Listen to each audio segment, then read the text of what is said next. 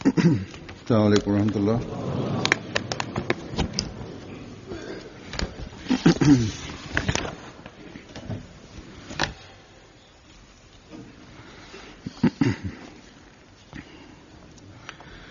أشهد أن لا إله إلا الله وحده لا شريك له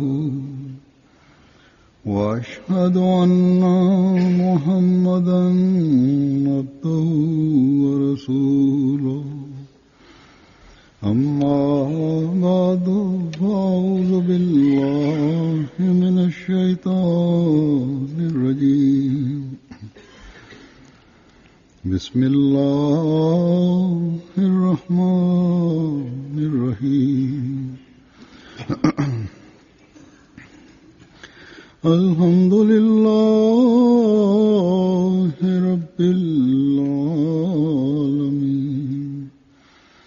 الرحمن الرحيم مالك يوم الدين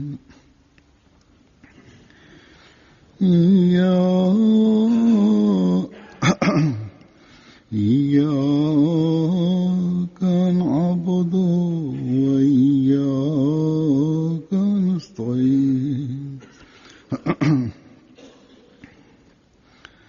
اهدنا الصراط المستقيم صراط الذين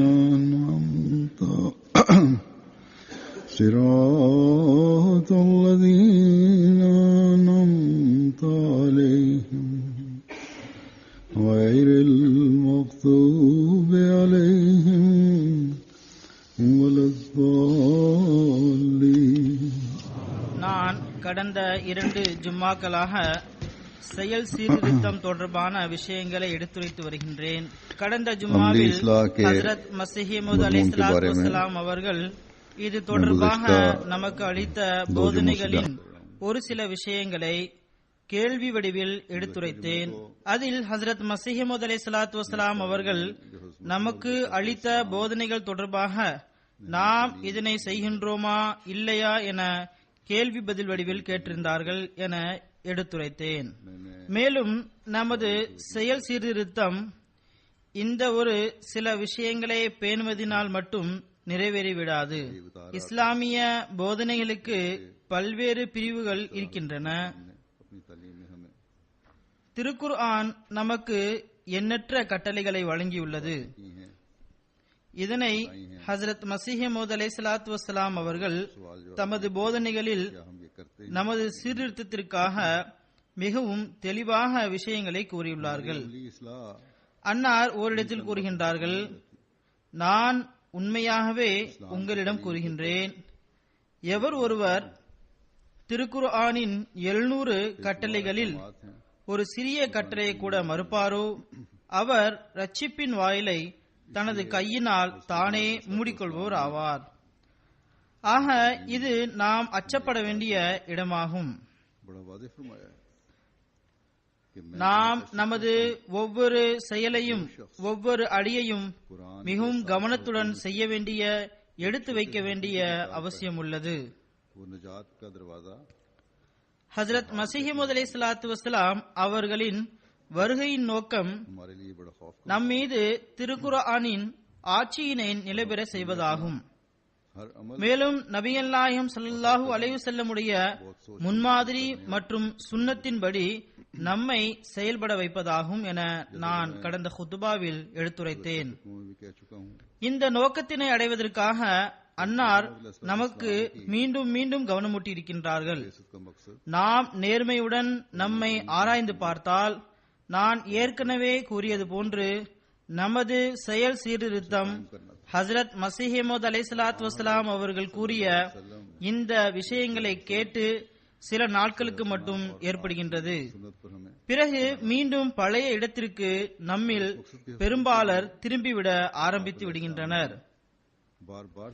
ஆக நாம் கடந்த குத்துபாவில் கூறியது போன்று நமது நிலைமை அந்த பொம்மையை போன்றதாகும். அந்த பொம்மையின் மீது மூடியின் தாக்கம் இருக்கும் வரை மூடி இருக்கின்றது. பிறகு மூடி திறந்தவுடன் ஸ்பிரிங்கின் மூலம் குதித்தவாறு வெளியில் வருகிறது. இதனை போன்று ஒரு தலைப்பின் கீழ் தொடர்ந்து அறிவுரை வழங்கப்படும் போது பெரும்பாலான மக்கள் மீது அதன் தாக்கம் ஏற்படுகிறது. மேலும் இந்த அறிவுரை கூறுவது, அழுத்தம் கொடுப்பது குறையும் போது பிறகு நப்சின் ஸ்பிரிங் அல்லது தீமைகளின் ஸ்பிரிங் குதித்தவாறு ஏதாவது ஒரு தீமையினை வெளிப்படுத்துகிறது. பல தூய மக்கள் கடந்த குத்துபாவிற்கு பிறகு எனக்கு நாங்கள் முயற்சியும் செய்கின்றோம், துவாவும் செய்கின்றோம், தாங்களும் துவா செய்யுங்கள் என எழுதியுள்ளனர். இந்த குதுபாவின் காரணமாக டப்பாவில் அடைபட்டுள்ள பல்வேறு தீமைகள் பொம்மைகள் அடைபட்டே இருக்கட்டுமாக, சில நீண்ட காலம் வரை அது வெளியில் வராமல் இருக்கட்டுமாக என எழுதியுள்ளனர். ஆக இந்த வகையில் இந்த ஜாக், அதாவது இந்த பொம்மை மீண்டும் மீண்டும் டப்பாவில் இருந்து வெளியே வர ஏன் முயற்சிக்கிறது என்பதனை நாம் சிந்திக்க வேண்டும். ஒரு விஷயத்தில் சீர்திருத்தம் எப்போது ஏற்படும் என்றால், சீர்திருத்த வேண்டிய பல்வேறு வழிமுறைகள் எப்போது கையாளப்படும் என்றால், அந்த விஷயத்தின் குறைபாட்டின் காரணம் தெரிய வரும்போதுதான் அது நடைபெறும். அதன் மூலம்தான் அந்த காரணங்களை ஒழிப்பதற்கு முயற்சியும் செய்யப்படும். காரணம் நிலை பெற்றுக் கொண்டே இருந்தால் தற்காலிக சீர்திருத்தத்திற்கு பிறகு மீண்டும் தீமை மேலோங்கும், தீமை திரும்பி வந்துவிடும். நான் இந்த கோணத்தில் சிந்தித்த போது, மேலும் படித்த போது, ஹஜ்ரத் முஸ்லிம் மௌத் ரலியல்லாஹு தஆலா அன்ஹு அவர்களுடைய வழிகாட்டல் எனக்கு கிடைத்தது. ஹஜ்ரத் முஸ்லிம் மௌத் ரலியல்லாஹு தஆலா அன்ஹு அவர்களுடைய எழுத்து மற்றும் உரைநடையின் சிறப்பு அம்சம் என்னவென்றால், கருத்திலிருந்து தோன்றக்கூடிய கேள்விகளை தானே உருவாக்கி உதாரணங்கள் மூலம் அதனை புரிய வைப்பார்கள். அன்னார் திருக்குர்ஆன், ஹதீஸ் மற்றும் ஹஜ்ரத் மஸீஹ் மவ்ஊத் அலைஹிஸ்ஸலாத்து வஸ்ஸலாமுடைய வார்த்தைகளின் ஒளியில் பிரச்சனைகளுக்கு தீர்வு கூறுவதனை போன்று வேறு எங்கும் பார்க்க முடியாது. இந்த வகையில் ஹஜ்ரத் முஸ்லிம் மவ்ஊத் ரலியல்லாஹு தஆலா அன்ஹுடைய குத்பாவிலிருந்து பயனடைந்தவாறு அதன் ஒளியின் மூலம் இந்த விஷயங்களை உங்கள் முன் எடுத்துரைக்கின்றேன்.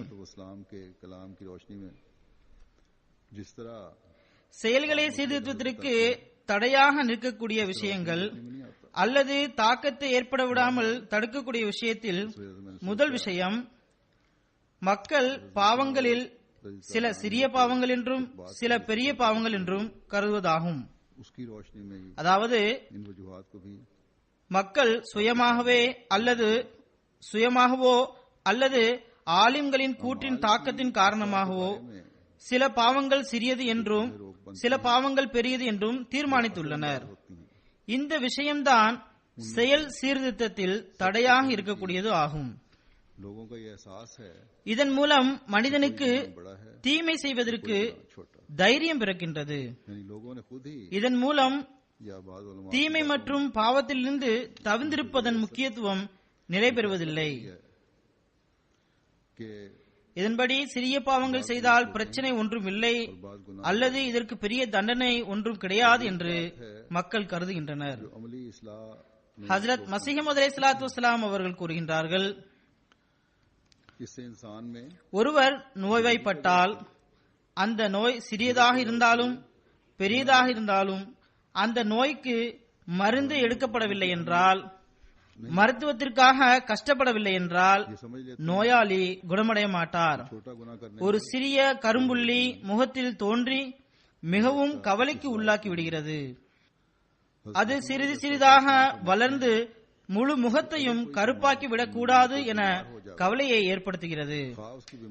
இதனை போன்றே பாவத்திற்கான ஒரு கரும்புள்ளியாக உள்ளத்தில் இருக்கிற சகாயிர், அதாவது சிறிய பாவங்களை அலட்சியப்படுத்துவதன் மூலம் கபாயிர், அது பெரிய பாவங்களாக ஆகிவிடுகின்றன. சகாயிர், அதாவது சிறிய கரும்புள்ளி இறுதியில் பெரிதாக முழு முகத்தையும் கருமையாக்கி விடுகின்றது.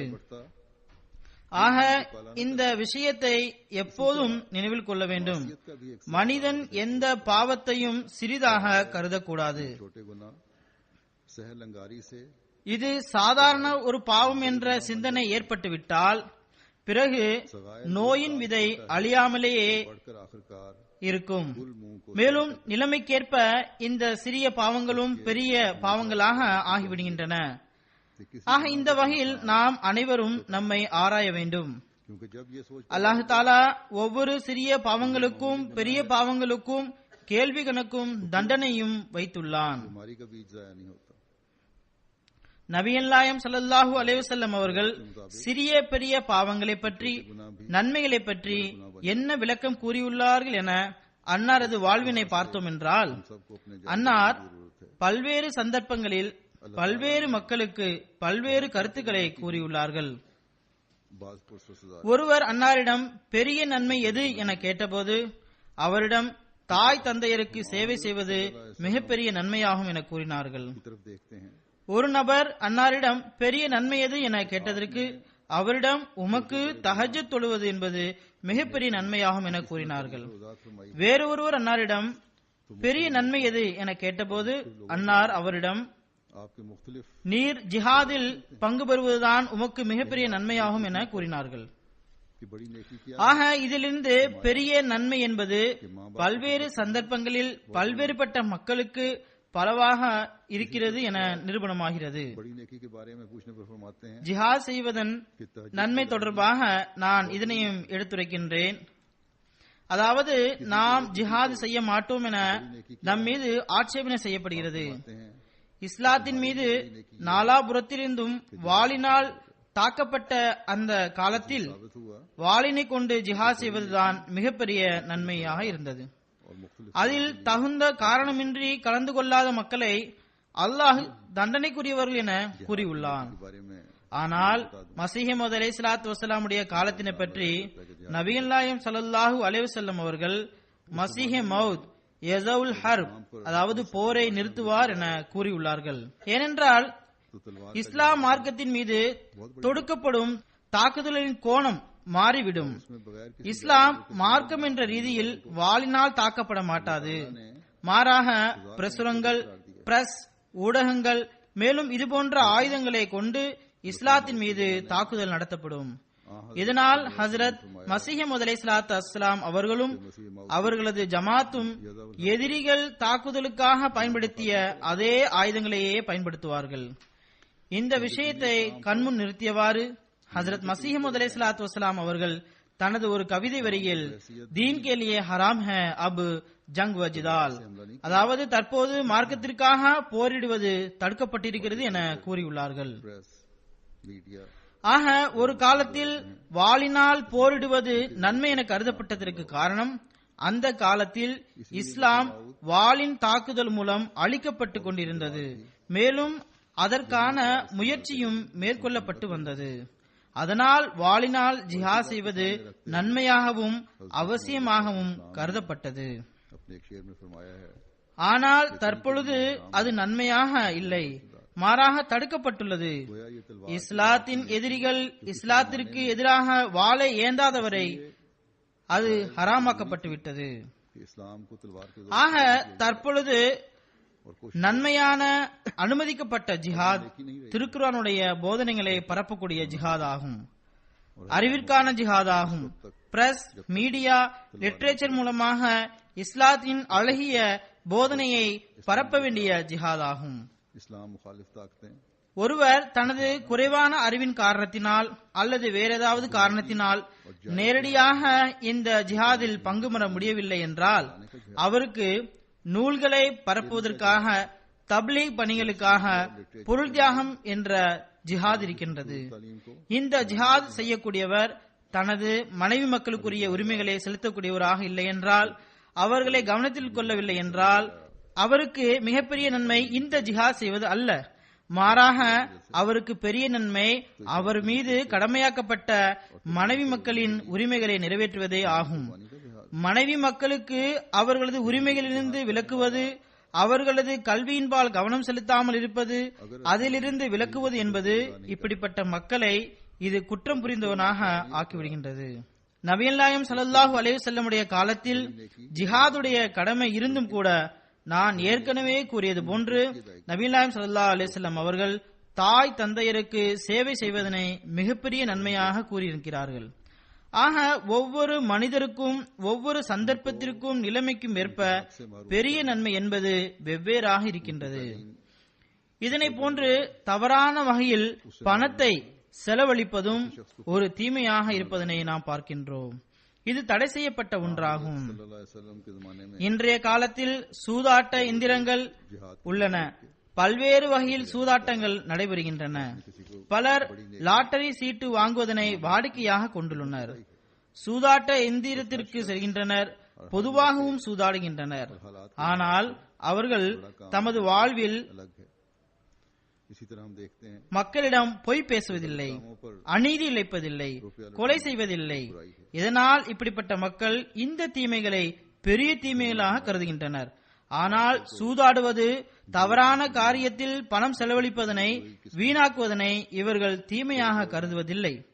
இப்படிப்பட்ட நபருக்கு தவறான வழியில் பணம் செலவழிப்பது மிகப்பெரிய பாவமாகும். மேலும் ஏனைய பாவங்களை இவர்கள் பாவங்களாகவே கருதுகின்றனர். அடுத்ததாக நாம் பார்க்கின்றோம், ஒரு பெண் தனது ஆடையை ஒழுக்கம் நிறைந்ததாக அணிவதில்லை. வெளியில் செல்லும் போது பர்தா அணிவதனை கவனத்தில் கொள்வதில்லை. தலையை மூடாமல் அஹ்மதி முஸ்லிமாக ஆன பிறகும் பர்தா அணியாமல், ஸ்கார்ப் இல்லாமல், துப்பட்டா இல்லாமல் செல்கின்றனர். ஆடை மிகவும் இறுக்கமாக உடலின் அங்கங்களை வெளிக்காட்டக்கூடியதாக அணிகின்றனர். ஆனால் அவளிடம் பொருள் தியாகம் செய்யும்படி கூறினால், ஏதாவது சேவைக்காக சந்தா வழங்கும்படி கூறினால் உள்ளம் திறந்து கொடுக்கின்றாள். அல்லது அவளுக்கு பொய் மீது வெறுப்பு இருக்கின்றது. யாராவது அவள் முன்பாக பொய் கூறினால் அவளால் அதை சகித்துக் கொள்ள முடியாது. இவர்களுக்கு மிகப்பெரிய நன்மை என்பது சந்தாவில் முன்னேறுவதோ பொய்யினை வெறுப்பதோ கிடையாது. மாறாக இவர்களுக்கு பெரிய நன்மை என்பது திருக்குர்ஆனின் கட்டளையாகிய தனது ஆடையை ஒழுக்கம் நிறைந்ததாக ஆக்குங்கள், பர்தாவை பேணுங்கள் என்பதன்படி அமல் செய்வதாகும். எதனை சிறிய நன்மை என கருதி கவனம் செலுத்துவதில்லையோ அதுவே ஒரு காலத்தில் அவளை தீமையின் பக்கம் தள்ளிவிடும். ஆக நன்மை தீமையின் தரம் ஒவ்வொன்றும் ஒவ்வொரு நபருடைய நிலையை பொறுத்தே இருக்கின்றது. பல்வேறு நிலைகளில் பல்வேறு மக்களின் செயல்கள் நன்மை மற்றும் தீமையின் நிலைகளை மாற்றி விடுகின்றது. ஆக அந்த தீமை பெரியது, இந்த தீமை சிறியது என்றும், அந்த நன்மை பெரியது, இந்த நன்மை சிறியது என்றும் நினைக்கும் வரை மனிதனால் எந்த தீமையிலிருந்தும் தவிர்ந்திருக்க முடியாது. எந்த விதமான நன்மைகளை செய்ய வாய்ப்பும் கிடைக்காது.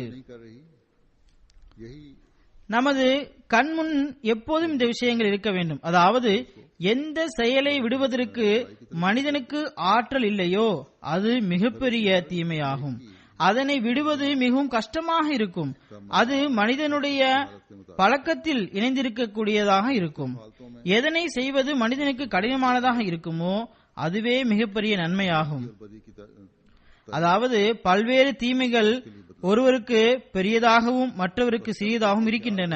அதனை போன்று பல்வேறு நன்மைகள் ஒருவருக்கு பெரிய நன்மையாகவும் மற்றவருக்கு சிறிய நன்மையாகவும் இருக்கின்றன. ஆக நாம் நமது செயல் சீர்திருத்தம் செய்ய வேண்டும் என்றால், முதலாவதாக அதாவது விபச்சாரம் ஒரு பெரிய பாவமாகும், கொலை செய்வது ஒரு பெரிய பாவமாகும், திருட்டு ஒரு பெரிய பாவமாகும், புறம் பேசுவது ஒரு பெரிய பாவமாகும். மேலும் இதனை தவிர மற்ற அனைத்தும் சிறிய பாவங்களாகும் என கருதுவதனை உள்ளத்திலிருந்து அகற்றுவது அவசியமாகும். அதனை போன்று இந்த விஷயத்தையும் உள்ளத்திலிருந்து அகற்ற வேண்டும். அதாவது நோன்பு வைப்பது ஒரு பெரிய நன்மையாகும், ஜகாத் கொடுப்பது ஒரு பெரிய நன்மையாகும், ஹஜ் பயணம் செய்வது ஒரு பெரிய நன்மையாகும். இதனை தவிர மற்ற அனைத்து நன்மைகளும் சிறிய நன்மைகளாகும் என பொதுவான முஸ்லிம்கள் எண்ணுவதைப் போல கருதுவதை உள்ளத்திலிருந்து அகற்ற வேண்டும். இந்த சிந்தனைகளை உள்ளத்திலிருந்து அகற்றவில்லை என்றால் பிறகு நமது செயல் பகுதி பலகீனமானதாக இருக்கும். செயல் பகுதியின் உறுதி நாம் ஹசரத் மஸீஹ் மவ்ஊத் அலைஹிஸ்ஸலாத்து வஸலாமுடைய இந்த கூற்றை, அதாவது திருக்குர்ஆனின் 700 கட்டளைகளின்படி செயல்படாதவர் ரட்சிப்பின் கதவினை தனது கையினாலேயே மூடிக்கொள்வோர் ஆவார் என்பதனை கண்முன் வைக்கும்போதுதான் ஏற்படும். दिल से निकाल ஆக நாம் மற்றவர்களைப் போல் சில நன்மைகள் சிறியது என்றும் சில நன்மைகள் பெரியது என்றும் கருதக்கூடாது. இந்த விஷயத்தில் ஏனைய முஸ்லிம்கள் எந்த நிலையில் உள்ளனர் என்றால் और इसके நோன்பு வைப்பது மிகப்பெரிய நன்மையாகும் என அவர்கள் கருதுகின்றனர். ஆனால் ஜமாத்தாக தொழுவதற்கு அவர்களிடம் எந்த முக்கியத்துவமும் இல்லை. ஆனால் நோன்பு மிகவும் முக்கியமானதாகும். மிகவும் கவனமாக இதனை அவர்கள் கடைபிடிப்பார்கள்.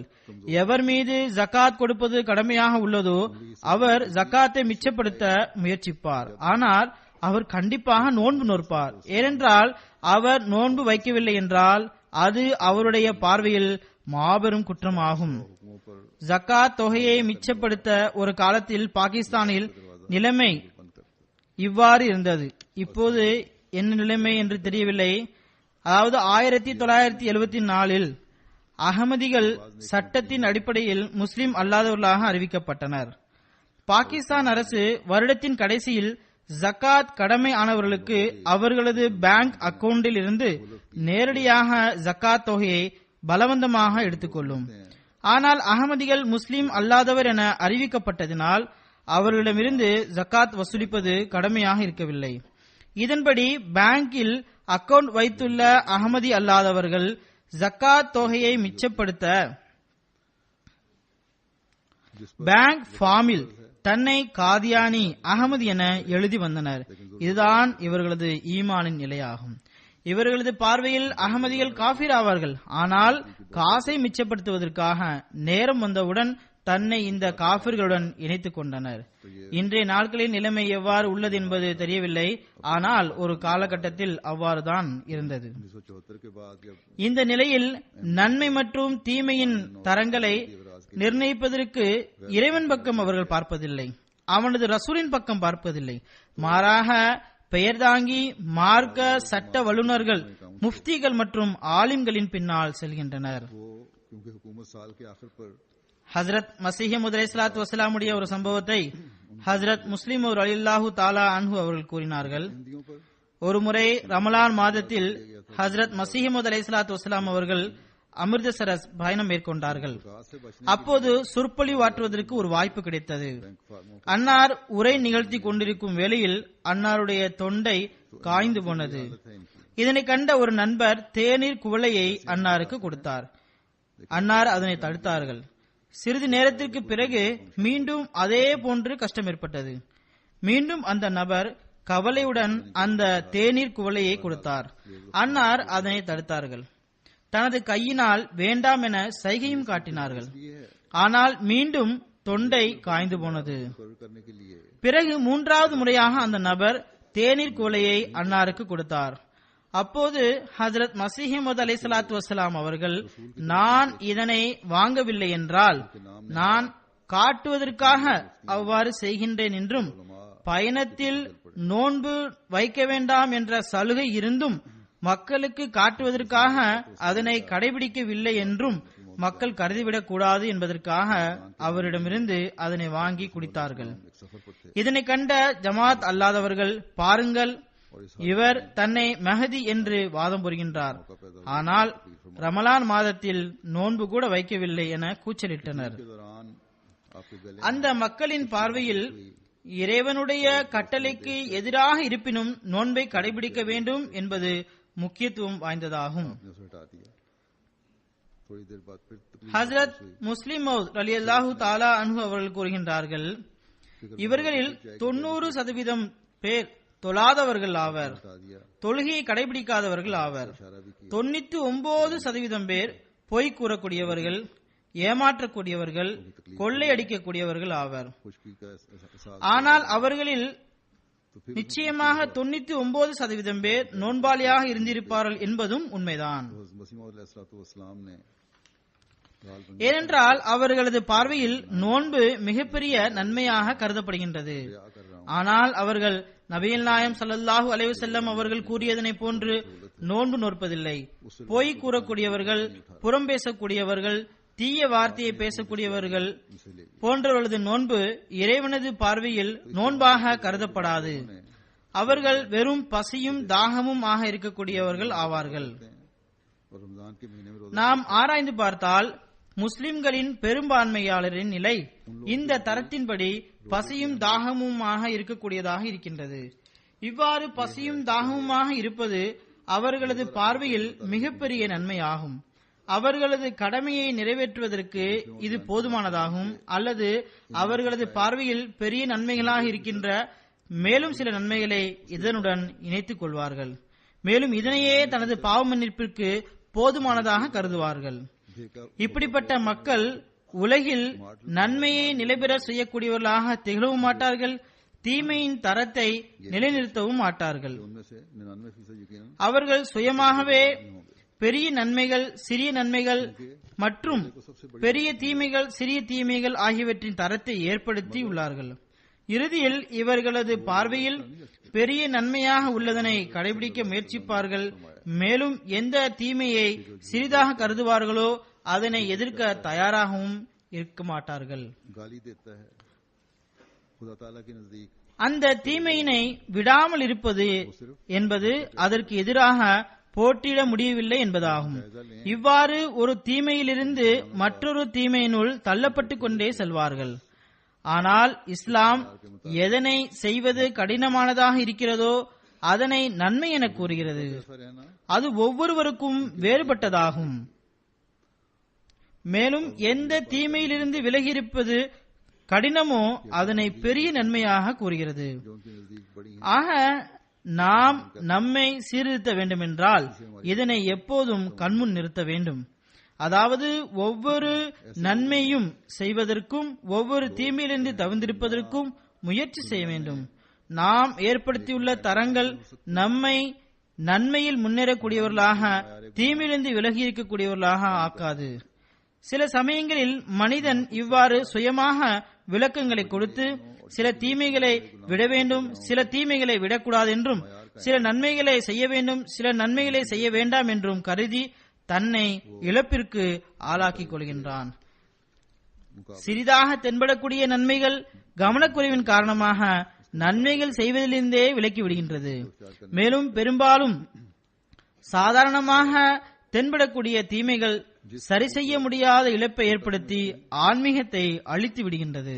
उसका मुकाबला करने के लिए तैयार नहीं होते. மேலும் இறைவன் புறமிருந்து கிடைக்கக்கூடிய தூய்மை மற்றும் பரிசுத்தம் என்ற அருளிலிருந்து தடுக்கப்பட்டவராக்கி விடுகின்றது. दूसरी बुराई में धंसते चले जाते हैं. சில தீமைகளை சிறியதாக கருதுவதன் காரணமாக தீமையின் விதை நிலை பெற்று இருக்கும். அது சந்தர்ப்ப சூழ்நிலையை எதிர்பார்த்து காத்திருக்கும். சந்தர்ப்பம் கிடைத்ததும் அது வெளியே வந்துவிடும்.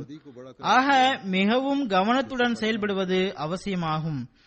தீமையை அழிப்பது என்பது அனைவரும் இணைந்து முழுமையாக முயற்சிக்கும் போதுதான் நடைபெறும். ஒரு சமூகமாக, ஒரு ஜமாத்தாக முயற்சிக்க வேண்டும். ஜமாத்தில் இருக்கக்கூடிய ஒவ்வொரு நபரும் முயற்சிக்க வேண்டும். हमारी खुद साख्ता तारीफ ஒவ்வொருவரும் தனது சுய விளக்கத்திற்கேற்ப நன்மை தீமைகளை செய்தால் பிறகு ஒருவர் ஒரு விஷயத்தை பெரிய தீமை என கருதுவார், மற்றவர் அதனை சிறிய தீமை என கருதுவார். மூன்றாமவர் இவர்கள் இருவரையும் விட வேறொரு சிந்தனை கொண்டவராக இருந்தால் பிறகு சமூகத்தில் இருந்து தீமை ஒழியாது. தீமைகள் அனைவருடைய சிந்தனையும் ஒரே கோணத்தில் இருக்கும்போதுதான் ஒளியும். छोटी नजर आने वाली உதாரணமாக முஸ்லிம்களில் பெரும்பாலர் பன்றி இறைச்சி உண்பதனை அனைத்து விதமான தீமைகளை விடவும் மோசமானதாக, இணை வைப்பதனை விடவும் மோசமானதாக கருதுகின்றனர். रूहानियत को தீயவன், திருடன், விபச்சாரம் செய்பவன், கொள்ளையடிப்பவன் போன்றோர் தமது வேலையை செய்த பின்னரும் அவர் தம்மை முஸ்லிம் என்றே கூறுவார். के इनाम से ஆனால் அவர்களிடம் பன்றி இறைச்சியை சாப்பிடுங்கள் என்றால் அவர் நான் முஸ்லிம் ஆவேன், என்னால் எவ்வாறு முடியும் என்று கூறுவார். இதற்கு காரணம் முஸ்லிம்களில் ஒட்டுமொத்தமாக பன்றி இறைச்சி சாப்பிடுவது பாவமாகும், ஹராமாகும் என்ற உணர்வு ஏற்பட்டிருப்பதே ஆகும். இங்கு இந்த சூழலில் வாழ்ந்த பிறகும் கூட இங்குள்ள முஸ்லிம்களில் 99 அல்லது 100% பேர் பன்றி இறைச்சியினை வெறுக்கின்றனர். இது முஸ்லிம்களில் ஒட்டுமொத்தமாக ஏற்படுத்தப்பட்டுள்ள உணர்வினாலேயே ஆகும். ஆக தீமைகளை தடுப்பதற்கும் நன்மைகளை நிலைநாட்டுவதற்கும் சமூகத்தில் உள்ள ஒவ்வொரு நபரையும் தூண்ட வேண்டியது அவசியமாகும். अपनी तारीफ के मुताबिक சாதாரண நன்மையும் கூட பெரிய நன்மையாகும், சாதாரண தீமையும் கூட பெரிய பாவமாகும். நம்மில் ஒவ்வொருவரிடமும் समझ रहा होगा இந்த உணர்வு ஏற்படாதவரை, அதற்கான முயற்சி செய்யாதவரை சமூகத்தில் தீமைகள் நிலை பெற்றுதான் இருக்கும். மேலும் அவை செயல் சீர்திருத்தத்தில் தடைகளை ஏற்படுத்திக் கொண்டே இருக்கும். बदियां तभी खत्म होंगी செயல் சீர்திருத்தத்திற்கு இரண்டாவது முக்கிய காரணியாக இருப்பது சமூகமாகும் மற்றும் காப்பியடிக்கக்கூடிய பின்பற்றக்கூடிய பண்பு ஆகும். बल्कि शिर्क से भी அல்லாஹ் தாலா மனித இயல்பில் பார்த்து அதன்படி செயல்படக்கூடிய பண்பை வைத்திருக்கின்றான். இது சிறு வயதிலிருந்தே ஆரம்பமாகி விடுகின்றது. जानी இது இயல்பில் இருப்பதனால் சிறு குழந்தைகளின் இயல்பிலும் இந்த பண்பு தென்படுகின்றது. இந்த பண்பு நிச்சயமாக நமது நன்மைக்காக வைக்கப்பட்டதாகும். ஆனால் இதனை தவறாக உபயோகிப்பது மனிதனை அழித்து விடுகின்றது அல்லது அழிவின்பால் அழைத்து செல்கின்றது. कि मुसलमानों में मजमूई तौर पर यह இந்த பார்த்து பின்பற்றக்கூடிய பண்பு மற்றும் சமூகத்தின் தாக்கத்தினால் हराम है மனிதன் தனது தாய் தந்தையிடமிருந்து மொழியினை கற்கின்றான். மேலும் பல விஷயங்களையும் கற்கின்றான், நல்ல விஷயங்களையும் கற்கின்றான். நல்ல விஷயங்களை கற்று பிள்ளைகள் உயர் நல்லொழுக்கம் கொண்ட பிள்ளைகளாக திகழ்கின்றன. தாய் தந்தைய நல்லவர்களாக, தொழுகையை முறைப்படி பேணுபவர்களாக, திருக்குரான் ஓதக்கூடியவர்களாக, பரஸ்பரம் அன்பு நேசத்துடன் வசிக்கக்கூடியவர்களாக, பொய்யினை வெறுக்கக்கூடியவர்களாக இருந்தால் பிறகு பிள்ளைகளும் அவர்களின் தாக்கத்தினால் நன்மையை மேற்கொள்பவர்களாக திகழ்வார்கள். ஆனால் பொய், சண்டை சச்சரவு, வீட்டில் ஒருவர் மற்றவரை பரிகாசம் செய்யக்கூடிய விஷயங்கள், ஜமாத்தின் கண்ணியத்தினை கவனத்தில் கொள்ளாமல் இருப்பது போன்ற தீமைகளை பிள்ளைகள் பார்க்கும் போது அந்த பார்த்து பின்பற்றும் பண்பு மற்றும் சமூகத்தின் தாக்கத்தின் காரணமாக இந்த தீமைகளையே அவன் கற்கின்றான். வெளியில் செல்லும் போது அங்கு சுற்றுச்சூழலில் நண்பர்கள் மத்தியில் காண்பதனை கற்க முயற்சி செய்கின்றான். இதனால் நான் மீண்டும் மீண்டும் பெற்றோர்களுக்கு கவனமூட்டுகின்றேன். அதாவது நீங்கள் உங்களது பிள்ளைகளின் வெளிச்சூழல் மீதும் கவனம் செலுத்துங்கள். வீட்டில் பிள்ளைகள் டிவி நிகழ்ச்சிகள் பார்க்கும் போது, இணையதளம் உபயோகிக்கும் போதும் கவனம் செலுத்துங்கள்.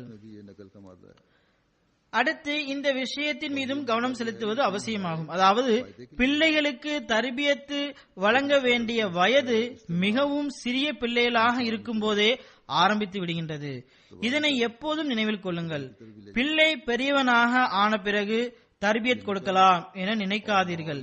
2-3 வயது கூட பிள்ளைகளுக்கு தர்பியத் வழங்கக்கூடிய வயதே ஆகும். माँ बाप से ये बाकी काम से நான் கூறியது போன்று பிள்ளைகள் வீட்டில் தனது தாய் தந்தையிடமிருந்து விஷயங்களை பார்த்து பின்பற்றுகின்றனர், விஷயங்களை கற்கின்றனர். தாய் தந்தையருக்கு தற்பொழுது பிள்ளை சிறுவனாவான், அவனுக்கு என்ன தெரியும் என ஒருபோதும் நினைக்க கூடாது. மாறாக அவனுக்கு எல்லா விஷயமும் தெரியும்.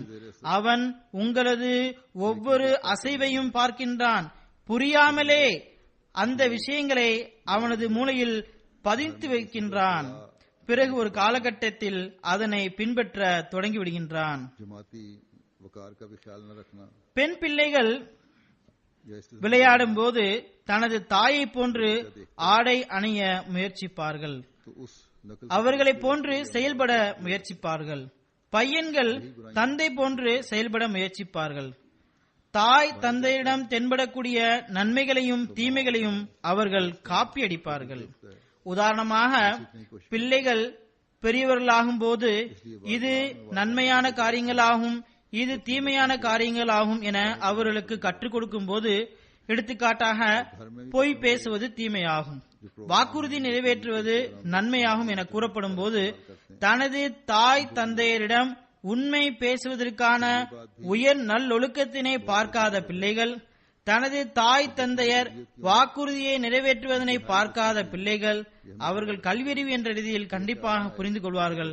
அதாவது பொய் பேசுவது தீமை என்றும் வாக்குறுதி நிறைவேற்றுவது நன்மை என்று புரிந்து கொள்வார்கள். ஆனால் அவர்கள் அவ்வாறு செயல்பட மாட்டார்கள்.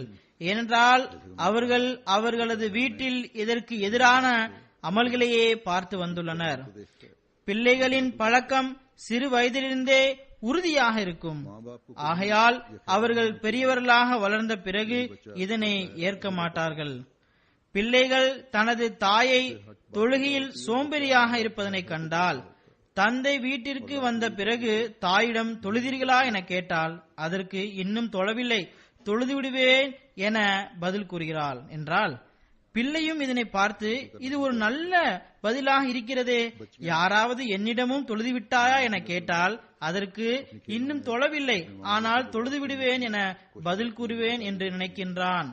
அல்லது தாயிடமிருந்து நான் மறந்துவிட்டேன் அல்லது தொழுதுவிட்டேன் என்ற பதிலை கேட்டால், எந்த அளவுக்கு என்றால் நாள் முழுவதும் பிள்ளை தனது தாயுடன் தான் இருக்கிறது, அந்த பிள்ளைக்கு தனது தாய் தொழவில்லை என்பது தெரியும். பிறகு இந்த பதிலை பிள்ளைகள் தனது மூளையில் பதிய வைத்துக் கொள்கின்றனர். இதனை போன்று தந்தையின் தவறான கூற்றுகளும் பிள்ளைகளின் மூளையில் பதிந்து விடுகின்றன. தந்தை தவறான வகையில் கூறக்கூடிய ஒவ்வொரு விஷயத்தையும் பிள்ளைகள் மூளையில் பதித்து வைத்துக் கொள்கின்றன. ஆக தாய் தந்தை இருவரும் பிள்ளைகளின் தர்பியத்தில் தவறான வகையில் தர்பியத் கொடுக்கின்றார்கள் என்றால், அவர்களுக்கு முன் தவறான அமல்களை செய்கின்றனர் என்றால், இது அவர்களை தவறான பாதையின்பால் அழைத்து செல்கின்றனர். தனது செயலின் மூலம் தவறான போதனையை அவர்களுக்கு கற்றுக் கொடுக்கின்றனர் என்பதாகும். பிள்ளைகள் வளர்ந்து பெரியவர்களாகும் போது இதனையே செய்கின்றனர். இதனை போன்று அண்டை அயலர் மற்றும் தாய் தந்தையின் நண்பர்களுடைய தவறான செயல்கள் மூலமும் பிள்ளைகள் மீது தாக்கம் ஏற்படுகின்றது. ஆக உண்மையான செயல் சீர்திருத்தம் செய்ய வேண்டும் என்றால் தனது சந்ததிகளிடம் தனது பிள்ளைகளிடம் செயல் சீர்திருத்தம் ஏற்பட விரும்பினால், இதன் மூலம் எதிர்காலத்தின் செயல் சீர்திருத்தத்தின் தரம் உயர விரும்பினால், பிறகு தாய் தந்தையர்கள் உங்களுடைய நிலையின் மீது கவனம் செலுத்த வேண்டும். தனது நட்பையும் செயல் ரீதியில் சரியாக உள்ளவரிடம் மட்டுமே ஏற்படுத்த வேண்டும். ஆக சிறு வயதிலிருந்தே பார்த்து பின்பற்றக்கூடிய பழக்கம் இருக்கிறது. சுற்றுச்சூழலின் தாக்கமும் மூளையில் பதியக்கூடியதாக இருக்கின்றது. பிள்ளைகளை நல்ல சுற்றுச்சூழலில் வளர்த்தீர்கள் என்றால் பிறகு அவர்கள் நன்மை செய்து கொண்டே செல்வார்கள். தீய சூழலில் வளர்த்தீர்கள் என்றால் தீமைகளை செய்து கொண்டே செல்வார்கள். தீமையான காரியங்களை செய்யக்கூடியவர்கள் பெரியவர்களாக ஆகும்போது புரிய வைத்தால் இது தீய செயலாகும், இதனை செய்யாதே என கூறினால் அப்போது அது அவர்களது கட்டுப்பாட்டிலிருந்து விலகி சென்றிருக்கும். இதன் பிறகு எங்களது பிள்ளைகள் வழிகட்டு போய்விட்டனர் என்று தாய் தந்தையர் வருத்தம் அடையக்கூடாது. ஆக தாய் தந்தையரது மாபெரும் பொறுப்பு, அவர்கள் தமது அமல்கள் மூலம் பிள்ளைகளை தொழுகையாளிகளாக ஆக்க வேண்டும். தமது அமல்கள் மூலம் பிள்ளைகளை உண்மையில் நிலை பெற செய்ய வேண்டும். தமது அமல்கள் மூலம் உயர் நல்லொழுக்கத்தை அவர்கள் முன் வெளிப்படுத்த வேண்டும். இதன் மூலம் அவர்களும் அதனை கடைபிடிக்க வேண்டும். பொய் சத்தியம் செய்வதிலிருந்து தன்னை பாதுகாத்துக் கொள்ளுங்கள். அதன் மூலம் பிள்ளைகளும் அந்த தீமையிலிருந்து பாதுகாப்பாக இருக்க வேண்டும். செயல் ரீதியில் சிறு வயதில் ஏற்பட்டுள்ள சிந்தனையில் எந்தளவு தாக்கம் இருக்கும் என்றால், ஹஜ்ரத் முஸ்லிமோத் ரலியல்லாஹு தாலா அன்ஹு அவர்கள் ஹஜ்ரத் மசீஹ் மவ்ஊத் அலைஹிஸ்ஸலாத்து வஸ்ஸலாமுடைய ஒரு சஹாபியின் உதாரணத்தை எடுத்துரைத்துள்ளார்கள். அவர் சீக்கியர்களின் உயர்ந்த குடும்பத்தை சேர்ந்தவராவார். பின்னர் அவர் அகமதியானார். அவர் மாட்டு இறைச்சியினை சாப்பிட மாட்டார். அவரது நண்பர்கள் அவரை மாட்டு இறைச்சியை சாப்பிட வற்புறுத்தினர். நாங்கள் உம்மை மாட்டிறைச்சியை சாப்பிட வைப்போம் என்றனர். ஹஜ்ரத் முஸ்லிமோத் ரலியல்லாஹு தஆலா அன்ஹு அவர்கள் கூறுகின்றார்கள், நான் ஒருமுறை விருந்தினர் அறையில் வேக வேகமாக அந்த மனிதன் நடந்து செல்கின்றார். அவருக்கு பின்னால் அவரது நண்பர்கள் அவரை தொடர்ந்து செல்வதனை பார்த்தேன். அப்போது அவரது நண்பர்கள், இன்று நாங்கள் உம்மை இறைச்சியினை சாப்பிட வைப்போம் என்றனர். அதற்கு அவர், இறைவனுக்காக அவ்வாறு செய்யாதீர்கள் என்றார். கூறுகின்றார்கள், ஒருமுறை இவருக்கோ அல்லது வேறொரு புதிய முஸ்லிமுக்கோ ஒருவர் சாப்பிட இறைச்சி கொடுத்த போது அவருக்கு எந்த அளவு வெறுப்பு ஏற்பட்டதென்றால் அவருக்கு வாந்தி வந்தது.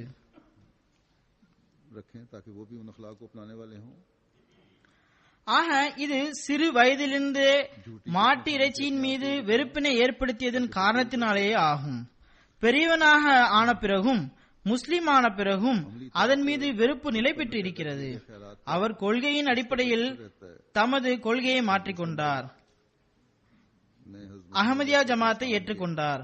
ஆனால் செயல் முன்மாதிரி மூலம் அவரது தாய் தந்தையர் மாட்டு இறைச்சியின் மீது வெறுப்பினை ஏற்படுத்தி இருந்தனர். அது அவரை விட்டு விலகவே இல்லை.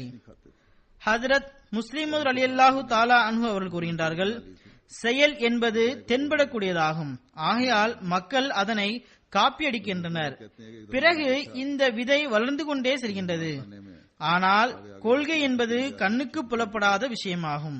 அதனால் அது தனது வட்டத்திற்குள் உட்பட்டு இருக்கின்றது.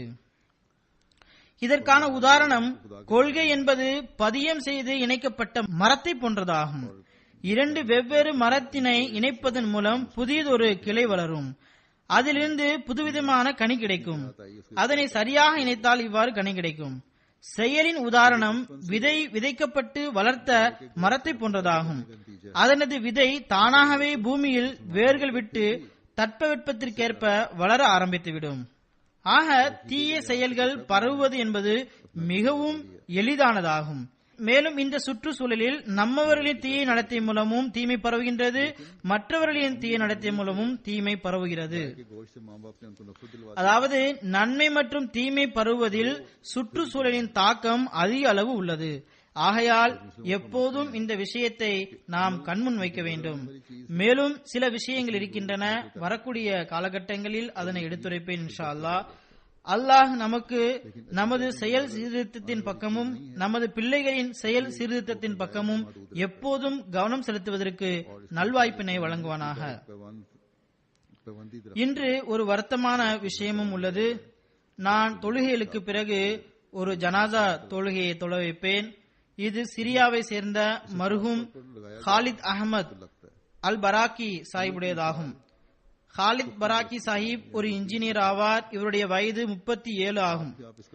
இவரது பெற்றோருக்கு 1986 டமாஸ்கஸுடைய நவாயி பகுதியில் ஹஷரப் என்ற ஊரில் முதலாக பைய செய்வதற்கான வாய்ப்பு கிடைத்தது.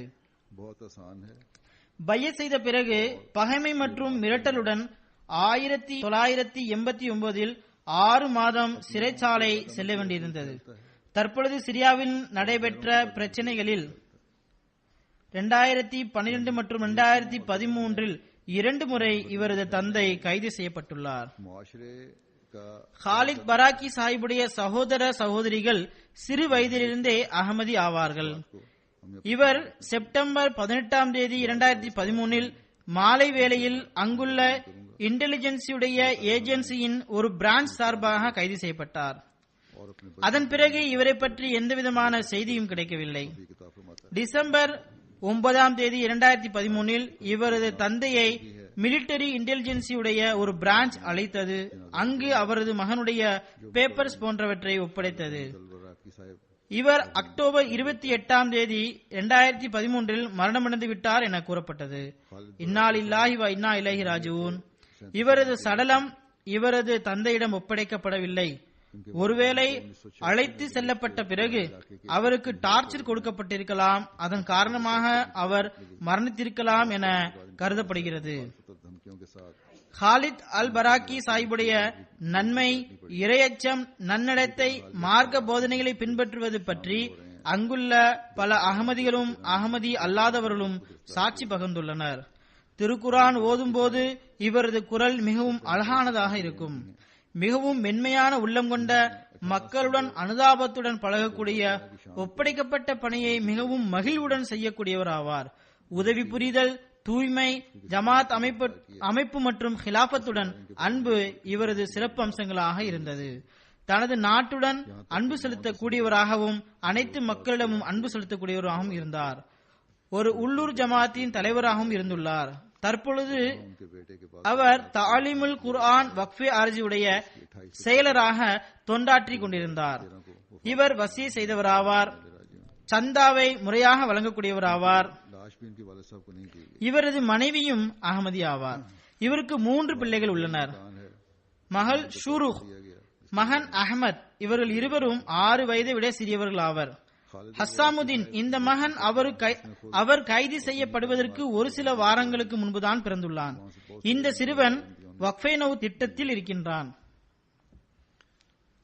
கைது செய்யப்படுவதற்கு முன்பு காலித் அல் பராக்கி சாஹிப் தனது பேஸ்புக்கில் நாட்டுப்பற்று ஈமானின் பங்காகும் என்றும், எங்கள் இறைவா எங்களது நாட்டை பாதுகாப்பாயாக, இதனை எல்லா விதமான பிரச்சனையிலிருந்தும் விடுவிப்பாயாக, இதனை முன்பை விட வலிமை வாய்ந்ததாகவும் அழகாகவும் ஆக்குவாயாக, இதனுடைய குடிமக்களுக்கு உனது நெருக்கத்தினை வழங்குவாயாக, இறைவா இந்த நாட்டு மக்களின் உள்ளங்களை ஒன்றிணைப்பாயாக, பரஸ்பரம் அன்பு செலுத்தக்கூடியவர்களாக ஆக்குவாயாக, இறைவா அமைதி சாந்தி மற்றும் நன்மையினை பரப்புவதற்கு இந்நாட்டின் நல்ல மனிதர்களுக்கு எப்போதும் உதவி புரிவாயாக என எழுதியுள்ளார். அல்லாஹ் இந்த துவாவினை இந்த நாட்டிற்காகவும் முஸ்லிம் உம்மத் அனைத்திற்காகவும் நிறைவேற்றுவானாக. இதன் மூலம் அங்குள்ள குழப்பங்கள் முடிவு பெற வேண்டும். தாஹிர் நதீம் சாஹிப் எழுதுகின்றார்கள், கண்ணியத்திற்குரிய காலித் அல் பராக்கி சாஹிப் என்னுடன் இமெயில் மூலம் தொடர்பு கொண்டு வந்தார்கள். சிரியாவில் தங்கியிருந்த போது இவருடன் அறிமுகம் ஏற்பட்டது. அப்போது இந்த இளைஞர் சிறப்பான உபசரிப்பின் முன்மாதிரியாக திகழ்ந்தார். இவர் மிகவும் சாதாரணமான நல்ல சிரித்த முகம் கொண்ட மனிதராவார். டமாஸ்கஸில் ஜமாத்தின் ஒரு வீட்டில் வசித்து வந்தார். அது சென்டராக உபயோகிக்கப்பட்டு வந்தது. அவருக்கு அறிவு தேடலின் தாகம் எந்த அளவு இருந்ததென்றால், பெரும்பாலும் தனது ஒரு கசினுடன் எங்களிடம் வருவார். அவருடன் அறிவுபூர்வமான விஷயங்கள் மீது கருத்து பரிமாற்றம் நடைபெற்று வந்தது. ஜமாத்தின் ஏதாவது ஒரு நூல் அவருக்கு கிடைத்தால் மிகவும் துடிப்புடன் அதனை படித்து வருவார். ஜமாத்துடைய பழைய நூலகத்திலிருந்து, பழைய நூல்கள் மற்றும் பிரசுரங்கள் போன்றவற்றிலிருந்தும், அல் புஷ்ராவின் பழைய பதிப்புகளிலிருந்து கட்டுரைகளை எடுத்து அதனை கம்ப்யூட்டரில் மீண்டும் எழுதியுள்ளார். அதனை தனக்கும் அனுப்பியுள்ளதாக தாஹிர் சாஹிப் அவர்கள் கூறுகின்றார்கள். தற்பொழுது நூல்கள் பல மொழிபெயர்ப்பு செய்யப்பட்டு வருகின்றன. மொழியாக்கத்தில் ரிவ்யூ செக்ஷனில் இவர் உதவி புரிந்து வந்துள்ளார். ஹஜ்ரத் மஸீஹ் மவ்ஊத் அலைஹிஸ்ஸலாத்து வஸ்ஸலாம் மீது ஆழமான அன்பும் ஹிலாஃபத்துடன் அளவற்ற அன்பும் கொண்டிருந்தார்.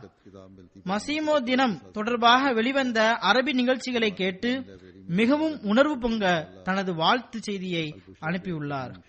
ஹஜ்ரத் மஸீஹ் மவ்ஊத் அலைஹிஸ்ஸலாத்து வஸ்ஸலாமுடைய ஒரு கசீதாவை மிகவும் உணர்வு பொங்கக்கூடிய குரலில் ரெக்கார்ட் செய்துள்ளார். ஏப்ரல் 1ஆம் தேதி 2013 எனக்கு அவர் ஒரு கடிதம் எழுதினார். அதன் இறுதியில் அவர் 2006 கண்ட தனது ரோயாவை பற்றி எழுதியிருக்கிறார். அந்த ரோயாவின் மூலம் அவர் தம்மீது மிகப்பெரிய பொறுப்பு உள்ளது என்றும், மிகவும் முக்கியமான அமானத் அவரிடம் ஒப்படைக்கப்படும் என்றும் அவர் கருதினார். ரோயாவில் உண்மையில் நிலைத்திருக்கவும் எந்தவிதமான பலகீனமும் ஏற்படக்கூடாது எனவும் வலியுறுத்தப்பட்டிருந்தது. இந்த ரோயாவிற்கு பிறகு அவர் ஜமாத்துடைய சதராக நியமிக்கப்பட்டார். அதன்படி அவர் அந்த ரோயா நிறைவேறிவிட்டது என கருதினார். ஆனால் ரோயாவில் உண்மையில் நிலைத்திருக்கவும் பலகீனம் காட்டாமல் உயிரை விடுவதற்கு வலியுறுத்தப்பட்டிருந்தது. வெளிப்படையாக பார்க்கும் போது அவர் இந்த நிலைமையில்தான் தனது உயிரை அர்ப்பணித்திருக்கின்றார் என்பது தெரிகிறது. அவர் மார்க்கத்தில் நிலைத்திருந்தார். தனது ஈமானில் எந்தவித பலகீனமும் வரவிடவில்லை. அல்லாஹ் தஆலா இவரது தர்ஜாவை உயர்த்தி கொண்டே செல்வானாக. அங்கு நமது இன்னொரு முபல்லிக் அஞ்சும் பர்வேஸ் சாஹிப் இருக்கிறார்கள். அவர் எழுதுகின்றார், மர்ஹூம் மிகவும் கடினமாக கவனத்துடன் பணியாற்றி வந்தார். நான் அகமதி என்பதனால் இவ்வாறு செய்கின்றேன் என கூறி வந்தார். இதன் மூலம் மக்களுக்கு அகமதிகள் உண்மையான நேர்மையான நல்லொழுக்கம் நிறைந்த மக்கள் ஆவார்கள் என்பது தெரிய வர வேண்டும் என்பார். இவருக்கு தப்லீகில் மிகுந்த ஆர்வம் இருந்தது. அங்கு தப்லீக் செய்வது தடை செய்யப்பட்டுள்ளது. ஆகையால் நான் நல்லொழுக்கம் மூலமாக மக்கள் மீது தாக்கம் ஏற்படுத்த முயற்சி செய்கின்றேன். இதன் மூலம் மக்களுக்கு தாமாகவே இதன் பக்கம் கவனம் ஏற்படும் என கூறுவார். நாட்டுடன் அதிகளவு பற்று கொண்டவராவார். இது அவருடைய கூற்றிலிருந்தே தெளிவாயிற்று. அவர் தனது நண்பர்களிடம் நாட்டின் மீது நேசம் கொள்ளுங்கள், இதுதான் இஸ்லாத்தின் போதனையாகும் என கூறி வந்தார். நான் அங்குள்ள நிலைமைகளை குறித்து ஹுத்துபாக்கள் கொடுத்த போது அந்த ஹுத்துபாக்களை நண்பர்களை கேட்க செய்தார். தீவிரவாதத்தை விட்டுவிடுங்கள், அமைதியினை ஏற்படுத்தக்கூடிய மக்களாக ஆகுங்கள் என கூறி வந்தார். ஆனால் தீய இயல்பை கொண்ட சிலர் இவருக்கு எதிராக இருந்தனர். அந்த அரசாங்க ஊழியர்கள் தான் இந்த அநீதியினை செய்திருப்பார்கள் என தெரிகிறது. இதன் மூலம் அன்னாருக்கு ஷஹாதத் என்ற அந்தஸ்து கிடைத்துள்ளது. அல்லாஹு தாலா இவரது தரஜாவை உயர்த்தி கொண்டே செல்வானாக. அல்லாஹு தாலா இவரது பிள்ளைகளுக்கு பொறுமை மற்றும் தைரியத்தினை வழங்குவானாக. இவரது பெற்றோர்களுக்கும் பொறுமையினை வழங்குவானாக. அல்ஹம்துலில்லாஹ் நஹ்மதுஹு வ நஸ்தஈனுஹு வ நஸ்தக்ஃபிருஹு வ நு'மினு பிஹி வ நதவக்கலு அலைஹி வ நஊது பில்லாஹி மின் ஷுரூரி அன்ஃபுஸினா ومن سيئات أعمالنا من يهده الله فلا مضل له ومن يضلل فلا هادي له ونشهد أن لا إله إلا الله ونشهد أن محمدا عبده ورسوله عباد الله رحمكم الله إن الله يأمر بالعدل والإحسان وإيتاء ذي القربى وينهى عن الفحشاء والمنكر والبغي يعظكم لعلكم تذكرون اذكروا الله يذكركم وادعوه يستجب لكم ولذكر الله أكبر.